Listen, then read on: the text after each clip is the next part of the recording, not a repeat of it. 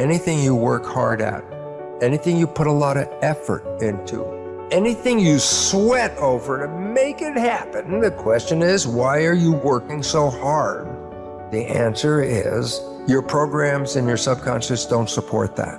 And what we have to do in order to get to that place where we can take the keys and unlock the self-imposed prisons, or the prisons that we have given ourselves on the basis of what we have come to believe is our limitations, what we can and can't do. We have to let go of that. And I call it rewriting our agreement with reality. We literally have to make a whole new contract with what it is that I perceive to be what is possible for me. And in order to do that, we have to shift out of the things that we have come to believe in, and everything that you came to this program watching tonight that you believe in was handed to you by someone else outside of you, was handed to you by the experiences or testimony of someone in the past. And because it comes from outside of you, there is still an element of doubt. And this element of doubt isn't bad, but it keeps you from reaching higher levels, because what you think about is what expands. And if you're thinking doubt, then doubt is what expands. When you visualize a goal that you want to achieve, it's not in the future. If you, this is to do with manifesting. When you want to manifest something, it doesn't work very well when you think, I will be famous, I need to be famous, I want to be famous. Not good for manifestation.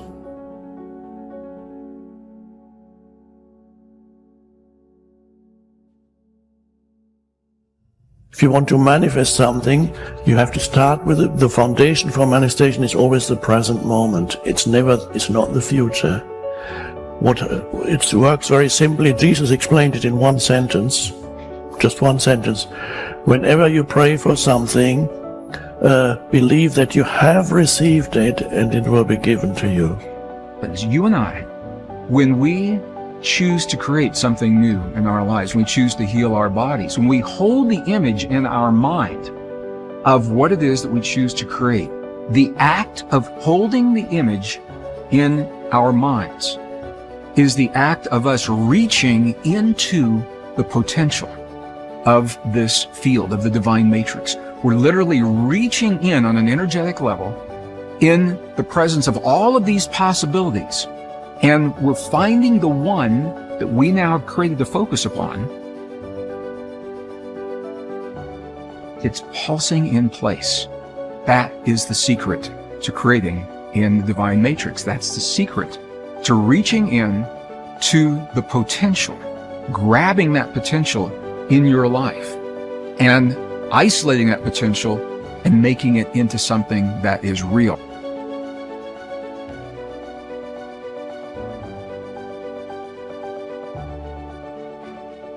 Another new way of being for me is to think of yourself in terms of personal authority rather than being an authoritarian. Personal authority. A person who has authority never needs to dominate anyone else, ever. Dominating doesn't become necessary. In business, you can have authority. The people who have the most authority are the ones who listen the most, and the ones who are the most conscientious about what do other people have to say. A person in a relationship who has to dominate somebody else and has to make the other person submissive shows that they don't have authority, because they're getting their power not from within for themselves, but on the basis of who they can control. And that never lasts. That never lasts. The only thing that lasts is having inner power, if you will. Know thyself. That's what Shakespeare said. Know thyself. The more you know yourself, the more you become honest with yourself, honesty becomes just a way of life. No, I don't think the world necessarily does, but you can't run your world. You can't run your world based upon what the rest of the people in the world want or don't want. To me, honesty is like, it's a karma that goes out into the world. How people treat you in the world is their karma. How you react is yours. And when you react to it with dishonesty, That's what you're putting out into the world, dishonesty. And when you put dishonesty out into the world, that's what's going to come back to you, because what goes out is what comes back. That all, as you sow, so shall you reap. I mean, it's in every great institution that there is in the world, whether it's a religion or a philosophy or whatever. What you put out is what comes back. Whatever you plant is what you're going to get back. And the more that you put out honesty, just because it's what you are, because you are being honesty, you're not trying to be honest, you are just being honesty, then that's what will come back to you on a regular basis. And when it doesn't, you'll just see that as another test for you to pass. And finally, a fifth way of being that is new, for me, it has become a way of life. It's called serenity instead of acquisitions. The more you try to acquire, the more you try to get, the more you try to collect in your life and evaluate yourself on the basis of that, the less serenity you're going to have.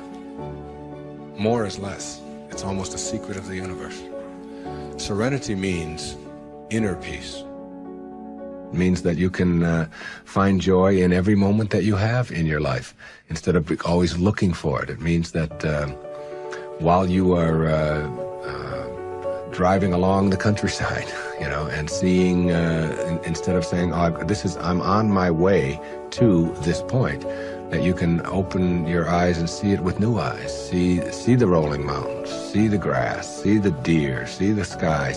You can just stop wherever you are in this second, wherever you are, and just look around you, and you can begin to appreciate just your surroundings and your environment. Then you can begin to appreciate the people that are in your life, and even the ones that are negative and you're having the most difficulty with. You can practice a new way of being with them, which is sending them love, sending them flowers, send them books, send them a tape, send them something, and just see what kind of reaction that you get. Super emotional health is just an attitude. An attitude is everything. You have a choice. You can choose to stay stuck and bitter, or you can do yourself a favor by willingly forgiving the past and let it go, and then move on to create a joyous, fulfilling life.